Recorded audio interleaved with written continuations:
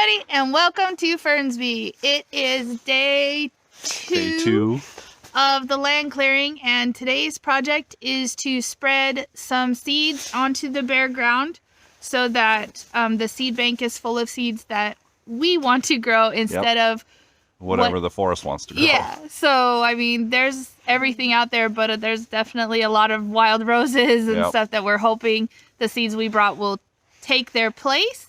And then because these are fast sprouters, they won't grow, and we'll get these plants instead. Yep. The big one we're excited about is cowpeas. Yes. We've got some cowpeas we're going to put out there. Cowpeas are nitrogen fixers, and that will help bring nitrogen to the surface from the air and from below in the ground right to the surface, where ultimately our elderberries will consume that nitrogen. Yes, and they are also good at holding back the soil to fight erosion, because now that we've cleared it and it's bare soil, we are at risk of eroding that soil away. Right. So we've also brought buckwheat, which the bees will be able to feed on, and that will keep them happy this summer. It's a late summer bloomer, I think, late spring, and so that's a late food for them as well. So let's get started. All right.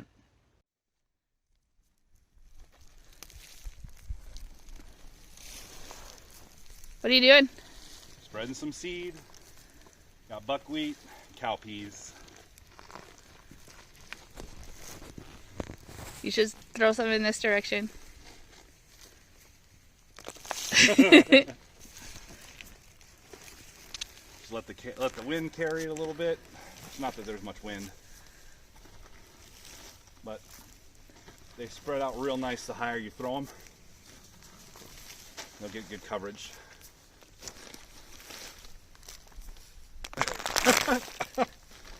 You should throw them right at the lens.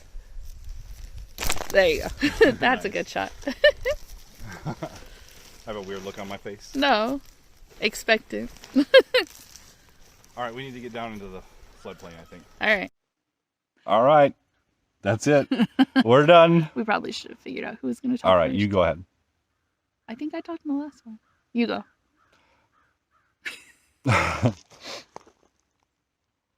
All right, everybody. Thanks for joining us here today at Fernsby. We got the seed put up. We got the tape taken down.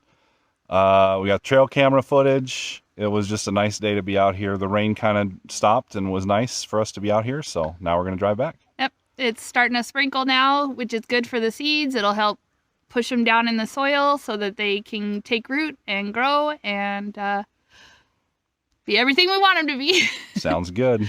So thanks for watching. Please like, share, subscribe with your friends and family, and peace. We'll see you when we put the elderberries in. That's right. 1 more mile to 200,000. We're gonna stop at a light right before it goes. My goodness, that's so funny. Tilt it down. There you go. Oh, not that much. See? You're right. There it is, 200,000. Yay, 200.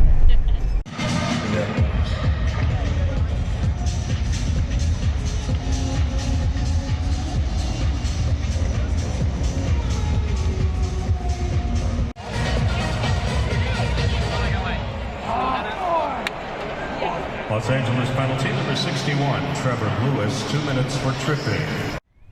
Hey everybody, welcome back to Fernsby. Today we're making swarm traps. We got swarm season coming up. We want to make sure that we don't make the same mistakes we made last year.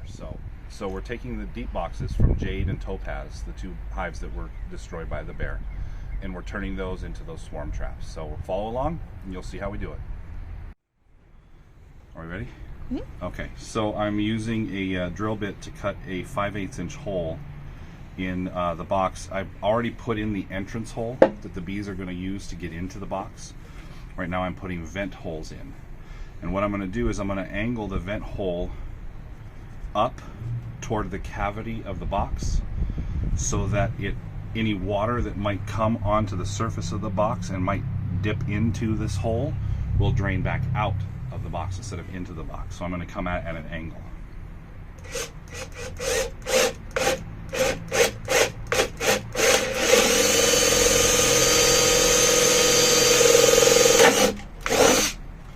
There it is. I gotta do 2 of those. One on this side, one on the other side. Put your weight on that side. Yep.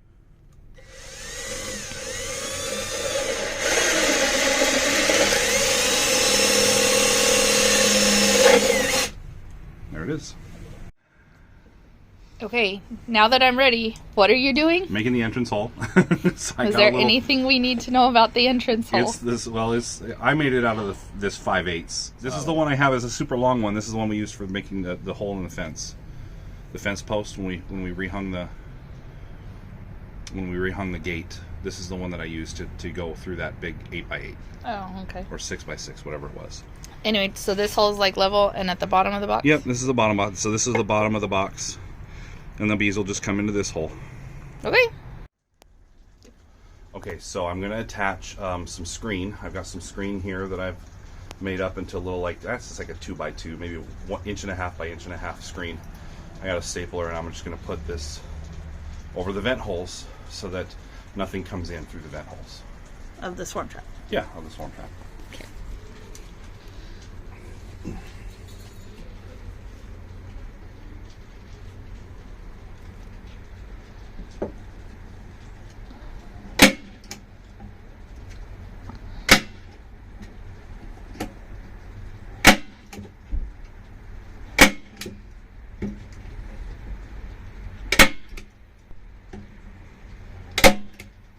Oops.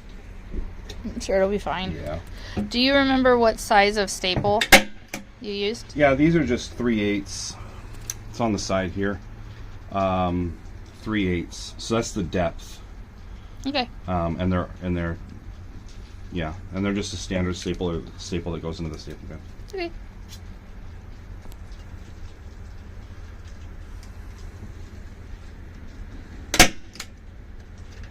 Oh, yeah, that doesn't want to go in. Maybe there's a nail there. Like going the other way. Oh, I like, think what it's doing is it's like right hitting there. the screen. Oh, okay. Okay. That's probably overkill, but it works. That's all there is. Do you want to tell the people what you did? You don't? Are you embarrassed? No, I don't want you to put this on there. It's funny. Tell them what you did. I measured once, cut once. Actually, I didn't measure once, and I cut once. You eyeballed some holes. I eyeballed some holes. It's not the end of the world. I can fix it. So. Okay, so what is the problem? So I put the hole. Okay, so I got to put these 2x4s in. That's the next step, right? What I should have done was put the 2x4s in first. These are going to support the top and the bottom, right? So I put the holes too close to the edge, and now the 2x4 is going to block the hole. So all I have to do is once I get the 2x4s in, I'll just recut the holes. It's not a big deal, but it's an extra step I didn't have to do. So what did we learn? Measure twice, cut once. So anyway, now I'm going to put the 2x4s in and Glue them and staple them in place? keep going. Yeah, glue and staple them in place. Okay.